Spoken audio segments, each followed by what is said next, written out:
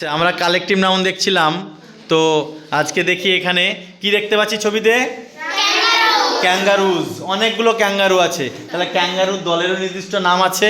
তাহলে তাদের ক্যাঙ্গারুর দলকে বলা হয় mob. Mob, A mob of ক্যাঙ্গারুজ। তাহলে মবটা কি নাউন, কালেকটিভ নাউন।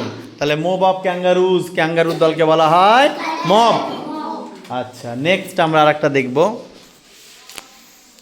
নেক্সট দেখি আমরা, এখানে একটা দেওয়া আছে ফার্নিচার। অনেকগুলো যখন আসবাবপত্র আমাদের বাড়ির মধ্যে থাকে তখন তাকে বলা হয় suit, SUIT, a suit of furniture. সেই যে অনেকগুলো ফার্নিচার এক জায়গায় রাখা আছে, সোফা থেকে আরম্ভ করে সবগুলো, তখন সেটাকে বলা হয় স্যুট।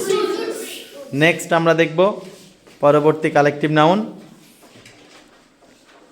এই যে শূকর রয়েছে, পিগস।